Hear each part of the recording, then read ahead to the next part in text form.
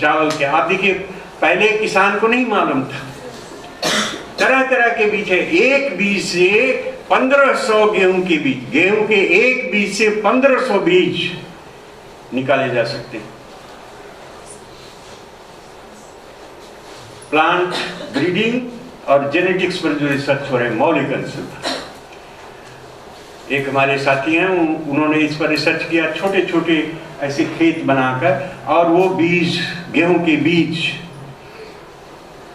छोटे छोटे प्लॉट्स में बनाकर, हमने उनसे पूछा क्या क्या कर रहे हैं, कि एक दाने में एक दाने जो गेहूं है उससे कितने बीज निकल सकते, कितने दाने निकल सकते हैं, इसकी कैपेसिटी क्या होगी, ये मैं देख रहा हूं। और फिर मैं देखता हूं कि हाइट क्या होगी, लो हाइट, मीडियम हाइट, और तो उसमें बालियां जितनी होंगी, छोटी हाइट में भी बालियां ज्यादा हो सकती, तो जितनी बालियां होंगी उतने दाने होंगे। मैंने कहा ये आप छोटे क्यों बना रहे हैं? छोटे इसलिए बना रहे हैं कि बहुत से ऐसे क्षेत्र हैं जहां पर आंधी तूफान आते हैं, तो यदि गेहूं का पौधा छोटी साइज का है तो आंधी तूफान से प्रभावित। आप देखेंगे आप में भी लोग जो लंबू होते हैं, बूढ़े होते होते एकदम झुक जाते हैं, होता है कि, और जो थोड़ा ठीक ठाक होता है वो झुकेगा नहीं, वही हाल है। तो गेहूं के बारे में मेरे मित्र ने बताया कि हम ये रिसर्च कर रहे हैं, that is the first level research. और उन्होंने बताया कि इतने तरह के बीज हैं गेहूं के, इनकी पोटेंशियल इतनी है, 1400 दाने, 1000 दाने, 800 दाने, उनकी हाइट इतनी होगी। Pure research.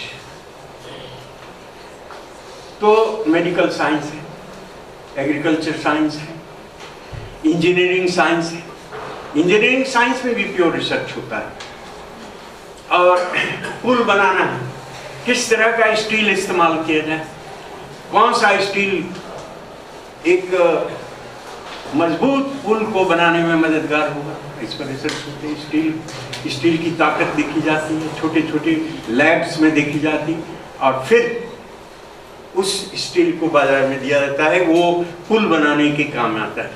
यदि घटिया स्टील लगा देंगे तो एक ही बार के प्रयोग में पुल जय राम जय सिया राम, और यही हो रहा है बहुत सी परिस्थिति। तो फर्स्ट लेवल रिसर्च। बच्चे कैसे सीखते हैं, हम कैसे, बच्चे के सीखने में और प्रौढ़ के सीखने में क्या अंतर है?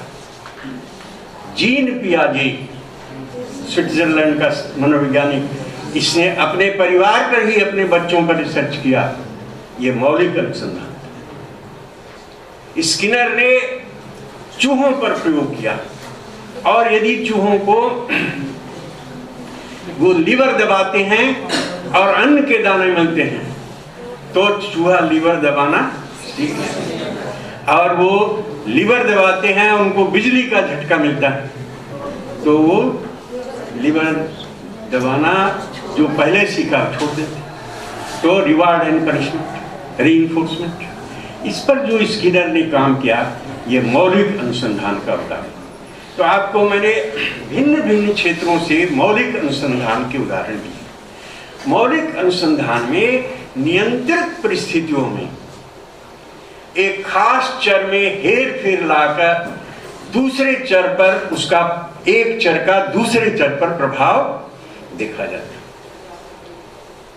है। स्किनर ने स्किनर बॉक्स बनाया और उस बॉक्स में एक लीवर फिट कर दिया, और फिर दूसरे एक ऐसा उपाय किया कि अन्न के दाने, लीवर दबाने से अन्न के दाने मिलेंगे, तो इस तरह से अन्न के दाने मिलेंगे, ये प्रक्रिया उसने कंट्रोल कर दिया। और आप देखेंगे कि स्किनर बॉक्स में जो प्रयोग हुआ है रीइंफोर्समेंट पर, उसने बहुत सारे शेड्यूल्स, हर बार लीवर दबाने पर अन्न के दाने मिलेंगे, कई बार 10 बार दबाने पर, कई बार 20 बार दबाने पर, रेशियो शेड्यूल, इंटरवल शेड्यूल, कई तरह के शेड्यूल्स पर उसने रिसर्च किए। ये सब मौलिक अनुसंधान के उदाहरण हैं। बहुत सारे मनोवैज्ञानिकों ने रिसर्च किए हैं, व्यक्तित्व पर किए हैं, अधिगम पर किए हैं, मोटिवेशन पर किए हैं। ये सब मौलिक अनुसंधान के उदाहरण हैं।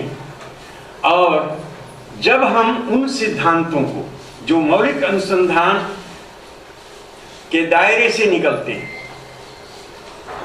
नए सिद्धांत हम बनाते हैं, नई थियरी बनाते हैं, नए ट्रुथ्स, नए सत्य निरूपित करते हैं मौलिक अनुसंधान के माध्यम से, फिर हम उस सत्य को दूसरे लेवल के रिसर्च पर, उसकी उपयोगिता, उसकी प्रयोज्यता, उसकी एप्लीकेबिलिटी देखते हैं। इस रिसर्च को अप्लाइड रिसर्च कहा जाता है। तो आपको पहले रिसर्च में जो सत्यों का, सिद्धांतों का निरूपण हम प्रथम स्तर पर करते हैं वह मौलिक अनुसंधान, और जब उन सत्यों और सिद्धांतों का भिन्न भिन्न परिस्थितियों में उपयोग, उनकी प्रयोज्यता, उनके लागू होने की संभावना, उनके लागू किए जाने की संभावना, जब हम एक्सप्लोर करते हैं, पता लगाते हैं कि यह जो सिद्धांत है किन किन परिस्थितियों में किस किस रूप में लागू किया जा सकता है। स्किनर का जो रीइंफोर्समेंट का सिद्धांत है, रिवार्ड और पनिशमेंट, वो केवल लैब में ही नहीं बल्कि factories, industries, education, teaching, learning में लागू हुआ है। कैसे लागू हुआ? अप्लाइड रिसर्च के माध्यम से। छोटे छोटे स्कूलों में, छोटी छोटी व्यवस्थाओं में लागू किया गया और देखा गया कि यह जो सिद्धांत है क्या यहाँ पर लागू हो सकता है, क्या यहाँ पर लागू हो सकता है। और इसके बाद एप्लीकेशन ओरिएंटेड बहुत सारे स्पेस थे जिसमें उस सत्य, उस सिद्धांत और सत्य को अमली जामा पहनाया गया और देखा गया कि इसको इस तरह से लागू करने पर हमारा अधिगम बढ़ जाता है, फैक्ट्री में प्रोडक्शन बढ़ जाता है, वर्कर्स का काम करने का आउटपुट बढ़ जाता है। ये सब प्रयोग हुए हैं थ्रू अप्लाइड रिसर्च। तो आपको दो तरह के रिसर्च मैंने बताया, प्योर रिसर्च जिसका काम है ज्ञान के दायरे को, दूसरा व्यवहारिक अनुसंधान अप्लाइड रिसर्च जिसका प्रयोजन है सत्यों और पूर्व निरूपित सत्यों और सिद्धांतों की उपयोज्यता या प्रयोज्यता की तलाश करना, उनका पता लगा। पूर्व निरूपित सत्यों, सिद्धांतों का भिन्न भिन्न परिस्थितियों में प्रयोज्यता देखना, यह है दूसरे तरह के रिसर्च का गंतव्य। पहले रिसर्च का गंतव्य क्या है? ज्ञान के दायरे को बढ़ाना, नई थियरीज बनाना, सिद्धांत निरूपण। दूसरे टाइप रिसर्च का जो दूसरा टाइप है उसका प्रयोजन क्या है, उसका गंतव्य क्या है? जो सिद्धांत पहले से मौलिक अनुसंधान के दायरे से निहित हैं, निरूपित हैं, उन सिद्धांतों की प्रयोज्यता का पता लगाना।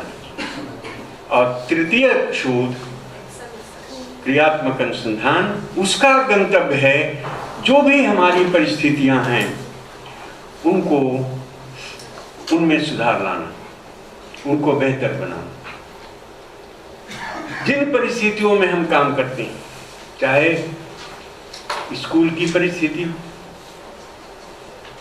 विद्यालय की परिस्थिति हो, कक्षा की परिस्थिति हो, कक्षा के बाहर स्कूल के मैदान की परिस्थिति हो, पुस्तकालय में पढ़ने की परिस्थिति हो, प्रयोगशाला में काम करने की परिस्थिति हो, हम कैसे प्रयोगशाला के उपयोग को और अधिक प्रभावी बनाएं, पुस्तकालय के प्रयोग को और अधिक उपयोगी कैसे बनाएं, हम अपने क्लासरूम शिक्षण को और अधिक प्रभावी कैसे बनाएं, हम क्लासरूम शिक्षण में बच्चों के प्रतिभाग को और अधिक प्रभावी कैसे बनाएं? ये सब सवाल हैं जिनसे परिस्थितियां समुन्नत होती, बेहतर होती। और शिक्षक के रूप में आपको आपकी तुष्टि, आपके संतोष का आधार बनती। यदि आप शिक्षक का काम ठीक से नहीं कर रहे हैं तब तो आपको कोई इन सब चीज़ों की ज़रूरत है ही नहीं। बहुत से क्या लेना देना है। जो professional responsibility as a teacher निभा रहे हैं उनको ये सब सवालों पर विचार करना होगा कि जिस परिस्थिति में हम काम कर रहे हैं और जितनी परिस्थिति जिस रूप में चल रही है उसको और बेहतर कैसे हम बना सकते हैं। Making the situation better and better and better. यदि आप नहीं बनाएंगे तो situation will become bitter and कड़वा। आप जाएंगे क्लास में, बच्चे शोर मचाएंगे, आप बोर्ड पर लिखेंगे, बच्चे आप पर चार्ट फेंकेंगे, यही परिस्थिति रहेगी। तो क्लासरूम सिचुएशन को कैसे प्रभावी बनाएं?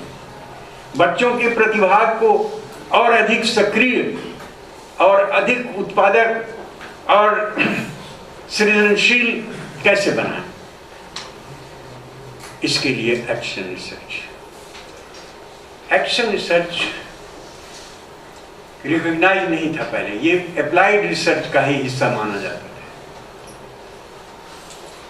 सन 1940 से 50 के दशक में एक मनोवैज्ञानिक हैं, उनका नाम है कुर्ट लुवीन, KURT, कुर्ट, जर्मन मनोवैज्ञानिक, LEWIN। उन्होंने काम किया सोशल डायनेमिक्स, जो सामाजिक परिस्थितियां हैं उनको कैसे हम बेहतर बना सकते हैं। सामाजिक परिस्थितियों में हम कड़वाहट कैसे कम कर सकते हैं, सामाजिक परिस्थितियों में हम तनाव कैसे कम कर सकते हैं, सामाजिक परिस्थितियों में समरसता कैसे ला सकते हैं, ये रिसर्च किया और उसको नाम दिया रिसर्च एक्शन। यानी वो रिसर्च जो है एक्शन पर आधारित है। तो एक्शन रिसर्च शब्द वहां से आया, रिसर्च एक्शन, यानी एक्शन बेस्ड रिसर्च। सन 50 के दशक में स्टीफन एम कोरी ने एक किताब लिखी, action research to improve school practices. किताब की टाइटल थी action research to improve school practices. School के जो रंग ढंग हैं, चाल चलन हैं, जो अभ्यास हैं, जैसे पढ़ाया जाता है उसको कैसे हम समुन्नत बनाएं, और इसके लिए उन्होंने एक्शन रिसर्च शब्द का प्रयोग किया। और सन 50 के दशक के बाद सन 60 में पूर्ण रूप से एक्शन रिसर्च को अप्लाइड रिसर्च से अलग करके एक पूरे रिसर्च की मान्यता मिली। हमारे देश में हम लोगों ने काम किया सन 60 के दशक में। उस समय एक्शन रिसर्च को रिसर्च नहीं माना जाता। धीरे धीरे हम लोगों ने काम किया और उसका नतीजा हुआ कि अब तो सारे विश्वविद्यालयों में, कल मैंने आपको बताया था, एक्शन रिसर्च को एक अलग पाठ्यक्रम के रूप में, और कई जगह तो एक्शन रिसर्च पर डिग्री दी जा रही है, टीचर्स को डिग्री दी जा रही है, कोर्स दिए जा रहे हैं एक्शन रिसर्च। तो action research is practitioners research. ये किसके लिए है? जो व्यवहार जगत में काम करने वाले लोग हैं। It is a research of the practitioner, it is a research by the practitioners, and it is a research for the practitioner. So research of the practitioner, research for the practitioner and research by the practitioner.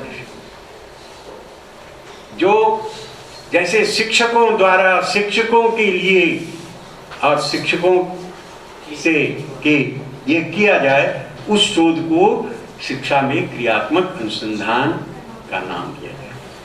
आप शिक्षक हैं, खुद कर रहे हैं, अपने classroom परिस्थिति को बेहतर बनाना चाहते हैं, तो इस तरह से जो हजारों परिस्थितियां हैं, कक्षागत परिस्थितियां हैं, विद्यालयी परिस्थितियां हैं, विद्यालय और समुदाय में संबंधित परिस्थितियां हैं, उनको हम बेहतर बना सकते हैं।